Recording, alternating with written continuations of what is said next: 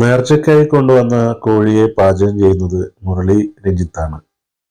ഒരു ഗ്രാമത്തിന്റെ കാവൽക്കാരനായ കറുപ്പുസ്വാമി എന്ന സങ്കല്പത്തെയാണ് ഇവിടെ ആരാധിക്കുന്നത്. പാലക്കാട് ജില്ലയിലെ പ്രധാന ആകർഷണമായ നെല്ലിയാമ്പതി മലനിരകളുടെ താഴ്വാരമായ ചിങ്ങഞ്ചിറ പ്രകൃതി ക്ഷേത്രത്തിലിരുന്നത് കോഴികളെയും ആടുകളെയും ഒക്കെ നേർച്ചയ്ക്ക് കൊടുക്കുന്നതാണ് ഇവിടുത്തെ ആചാരരീതി. നേർച്ചക്കോഴി വെക്കുവാനുള്ള മസാല റെഡിയാക്കിക്കൊണ്ടിരിക്കുകയാണ്.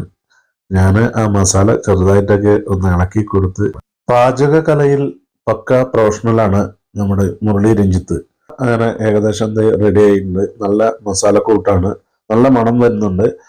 സീതാർകുണ്ട് മലയുടെ അടിവാരമായ സ്ഥലത്താണ് ഇങ്ങനെ ഇത്രയും പ്രകൃതിയുടെ മനോഹാരിത തുളുമ്പുന്ന സ്ഥലം നമുക്ക് കാണാൻ കഴിയുന്നത്. തമിഴ്നാട്ടിൽ നിന്നും ഒരുപാട് ഭക്തർ ഇങ്ങോട്ട് വരുന്നുണ്ട്. കാരണം തമിഴ്നാടിന്റെ സംസ്കാരത്തെ സൂചിപ്പിക്കുന്ന തരത്തിലുള്ള നേർച്ചകളും മറ്റുമാണ് ഇവിടെ നടന്നു വരുന്നത്.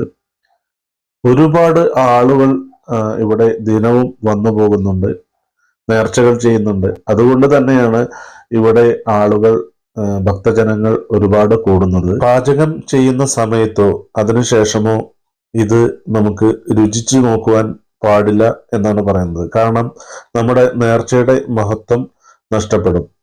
ഇത് ഒരു പ്രത്യേക സ്ഥലത്ത് കൊണ്ടുപോയി പൂജിച്ചതിന് ശേഷം മാത്രമേ നമുക്ക് രുചിച്ച് നോക്കുവാൻ പാടുകയുള്ളൂ. അതിനായി പാചകം ചെയ്ത കുറച്ച് ഭക്ഷണം എടുത്ത് ആണ്ടവനും ലിജിത്തും റോബിനും കൊണ്ടുപോയി പൂജാ നടപടികൾ നടത്തിക്കൊണ്ടിരിക്കുകയാണ്.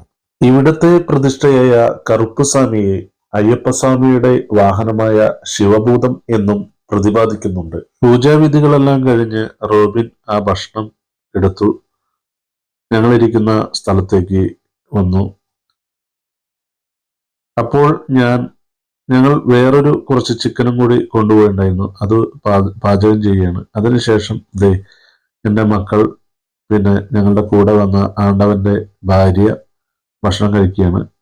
ആ സമയം ഞാൻ ഈ ഭാഗത്തേക്കൊക്കെ ഒന്ന് കറങ്ങി. അപ്പോഴേക്കും തിരക്ക് കൂടി തുടങ്ങിയിരുന്നു. അങ്ങനെ ഞങ്ങളുടെ ഭക്ഷണം കഴിക്കലൊക്കെ കഴിഞ്ഞു. അപ്പോഴും രഞ്ജിത്ത് മുരളി ഭക്ഷണം പാചകം ചെയ്യുന്ന പാത്രങ്ങൾ കഴുകുന്ന തിരക്കിലാണ്.